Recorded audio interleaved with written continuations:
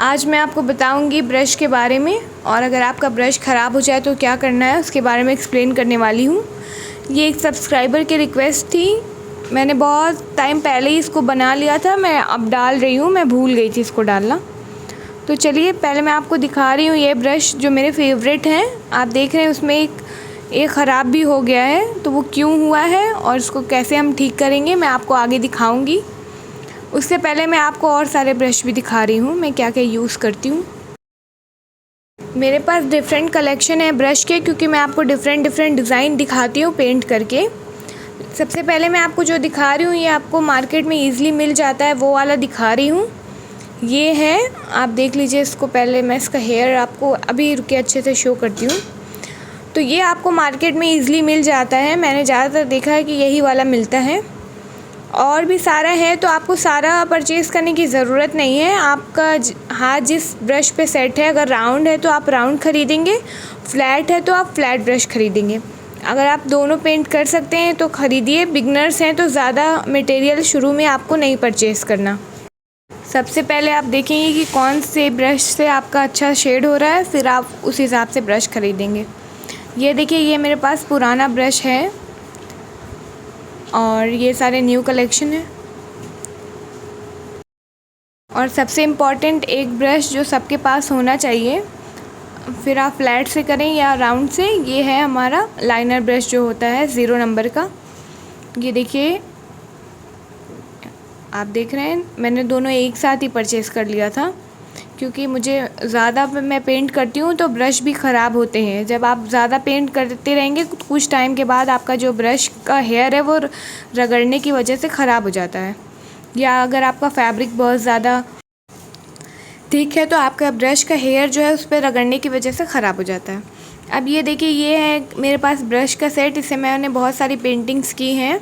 अगर आप मेरे पुराने व्यूवर्स हैं तो आपने इसको वीडियो में देखा होगा। मैं इससे बहुत ही अच्छी पेंटिंग बनती है और पहले मैंने इससे बहुत सारी पेंटिंग बना के आपको शो भी की है। आपको जो इम्पॉर्टेंट चीज़ चाहिए वो है पेंसिल और एक पेन। अब पेंसिल हमें चाहिए जब हम कार्बन से ट्रेस करते हैं डिज़ाइन तब के लिए, और पेन जब हम डिज़ाइन को बनाते हैं ट्रेसिंग पेपर पे। अब ये देखिए, मेरा ब्रश है लाइनर और ये ख़राब हो गया है। अगर आप ध्यान से देखें आपको दिख रहा होगा, तो इसका जो साइड हेयर है वो निकल गया है। और वो क्यों निकला है वो मैं अभी आपको बताऊंगी, एक्सप्लेन करके दिखाऊंगी कि कैसे आपने उसको साफ़ किया तो हो गया है। अगर ये गलती से भी हो जाए तो उसको कैसे अवॉइड करना है मैं आपको बताने जा रही हूँ, ध्यान से देखिए। अब क्या है कि ये या तो आपने बहुत ज़्यादा यूज़ किया है तो फिर कुछ टाइम के बाद भी ख़राब हो जाते हैं ब्रश, या तो फिर अगर आप उसकी अच्छे से केयर नहीं करेंगे तो वो बहुत ही जल्दी ख़राब हो जाएगा। सबसे पहले हम उसको पानी में डिप कर लेंगे ताकि वो जो हेयर, जो सही हेयर है हमारे, एक साथ असेंबल हो जाए और साइड वाला अलग से हमें दिखेगा। उसको देखिए, हमको ऐसे हम कोई भी एक कपड़ा रखेंगे पास में, आप टिश्यू रख सकते हैं, उसमें साफ़ करेंगे। अब ये ख़राब कैसे होता है, जब आप बिल्कुल ही नीचे से उसको दबा के साफ़ कर देते हैं तो उसका जो पॉइंटर होता है, जो उसका एंड जहाँ से सारे हेयर जुड़े हुए हैं, वहाँ से वो ख़राब हो जाता है और साइड से निकल जाता है। देखिए, ये निकला हुआ लग रहा है, तो आपको साफ़ अच्छे से करना है।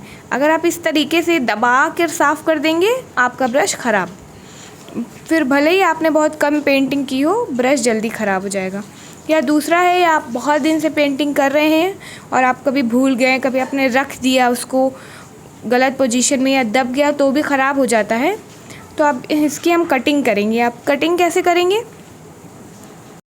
मेरे पास कटर है तो मैं उससे कट करके आपको दिखाऊंगी। अगर आपके पास नहीं है तो आप जो छोटी वाली सीज़र होती है वो आप यूज़ कर सकते हैं, छोटी सी कैंची आती है उससे आप कर सकते हैं, लेकिन बहुत ध्यान से करिएगा। देखिएगा कि जो आपका मेन हेयर है ब्रश का वो ना कट जाए। हम एंड से काटेंगे 1 बाय 1। देखिए ध्यान से, बहुत ही ध्यान से काटिएगा, वरना आपका जो ब्रश का पॉइंटर कट जाएगा तो पूरा ब्रश ख़राब हो जाएगा। और ये कटिंग बिल्कुल भी बच्चों के सामने मत करिएगा अगर आपके घर में बच्चे हैं, क्योंकि वो फिर बाद में आपका सारा ब्रश काट देंगे। 1 बाय 1 आप जब उसको कट कर देंगे और उसके बाद धुल के आप अच्छे से उसको रखेंगे, फिर ड्राई होने के लिए छोड़ देंगे उसकी पोजीशन सही करके, तो फिर आपका ब्रश यूज़ करने के लिए रेडी हो जाएगा।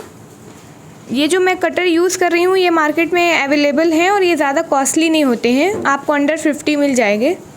तो अगर आप लेना चाहें तो ले सकते हैं, नहीं है तो कोई भी बात नहीं। या इस कटर को एम्ब्रॉयडरी में भी हम लोग यूज़ करते हैं, थ्रेड को कट करने के लिए बहुत इजी होता है। देखिए अब मैं आपको एक बार और इसको पानी में डिप करके दिखा रही हूँ। अब देखिए साइड पे कोई भी बाल जो है उसका हेयर नहीं निकला है, क्योंकि हमने उसको कट कर दिया है। अब हम इसको एज ए लाइनर ब्रश वापस से यूज़ कर सकते हैं। आपका अगर कोई और भी ब्रश है तो आप इसी तरीके से कट कर सकते हैं। चलिए अब मैं आपको दूसरा क्वेश्चन था किसी और सब्सक्राइबर का, तो इसलिए मैं आज आपको शो कर रही हूँ कि फ्रेम जो है डिफरेंट साइज़ का होता है। मैं आपको इसको मेज़र करके भी दिखा दूँगी ताकि आप आराम से समझ सकें। वो कैमरे में छोटा दिखता है लेकिन होता डिफरेंट साइज़ का है। अब मुझे उतने में ही आपको डिज़ाइन शो करनी होती है, तो क्या होता है बड़ी डिज़ाइन भी उसमें एडजस्ट करने की वजह से छोटी दिखती है। लेकिन अब आपको समझ आएगा, मैं डिफरेंट साइज़ का फ्रेम दिखा रही हूँ, उसी तरीके से जैसे हमारी डिज़ाइन होती है वैसा हम फ्रेम यूज़ करते हैं। और आप मेज़रमेंट ध्यान में रखें, आपको जो सा भी चाहिए होगा आप वो मार्केट से ले सकते हैं, ठीक है।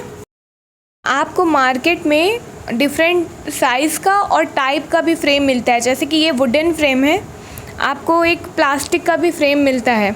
तो मैं आपको सजेस्ट करूँगी कि आप वुडन फ्रेम लें, लकड़ी वाला फ्रेम लीजिए, क्योंकि जो प्लास्टिक का होता है उसकी जो एंड्स होती हैं वो बहुत शार्प होती हैं।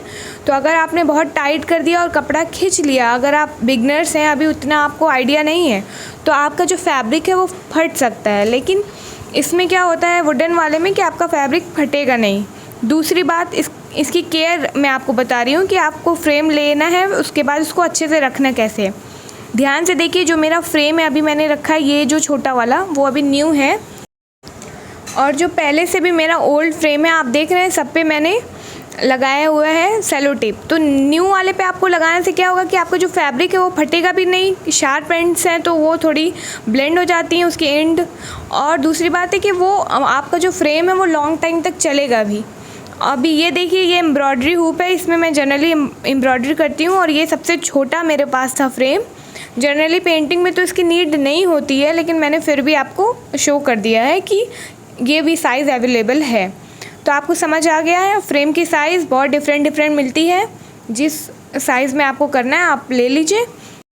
अगर आप कोई भी जनरल साइज़ का लेना चाहते हैं ताकि आप आराम से उसको हर जगह यूज़ कर सकें, तो आप जो इसका मिडिल वाला साइज़ है वो ले लीजिए, ना बड़ा ना छोटा, बीच वाला जो है वो जनरली यूज़ मैं भी ज़्यादा उसको करती हूँ, क्योंकि वो छोटी डिज़ाइन में भी आ जाता है और बड़ी डिज़ाइन आप कितनी ही बड़ी बनाएंगे। मैंने आपको ब्रश और फ्रेम के बारे में बता दिया। चलिए एक मैं आपको जल्दी से ये भी बता देती हूँ कि अगर आपको परचेज़ करना है तो और क्या क्या चाहिए फैब्रिक पेंटिंग के लिए। तो देखिए, आपके पास क्लॉथ होना चाहिए जिस पे आपको पेंट करना है, वो आपको धुल के प्रेस कर लेना है, आयरन कर लेना है, ठीक है। पेंसिल होनी चाहिए ट्रेस करने के लिए, pen, tracing paper, carbon paper, brush, colour. फिर ब्रश को क्लीन करने के लिए आपके पास एक एक्स्ट्रा क्लॉथ होनी चाहिए जिस पे आप अपने ब्रश को साफ़ करेंगे। ये बहुत इम्पॉर्टेंट है, आपके पास होना चाहिए, क्योंकि आपको बीच बीच में ज़रूरत पड़ती है। इस तरीके से ब्रश को साफ़ करना पड़ता है पेंटिंग के दौरान, ठीक है। तो आप लोग अक्सर पूछते हैं कि क्या क्या इम्पॉर्टेंट है, किस चीज़ की ज़रूरत है, तो मैंने इसमें बता दिया है। अब आप लोग कोई भी क्वेश्चन करेंगे अगर ऐसा रिलेटेड, तो मैं आपको यही वाली वीडियो सजेस्ट करूँगी। और अगर मैंने आपको ये लिंक दी है और आप ये वीडियो देख रहे हैं तो ध्यान से पूरी वीडियो देखिए, आपको सब कुछ समझ आ जाएगा।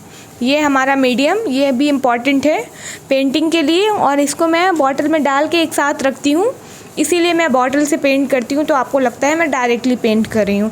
और वो मैं कैसे मिक्स करके रखती हूँ वो भी मैंने आपको एक वीडियो में शो किया है, सिल्क वाली वीडियो है। तो मैं वैसे रख लेती हूँ ताकि मुझे ज़्यादा प्रॉब्लम ना हो। मुझे कलर निकाल के बाद में पेंट करने में सही नहीं लगता, मुझे लगता है उसमें कलर वेस्ट हो जाता है।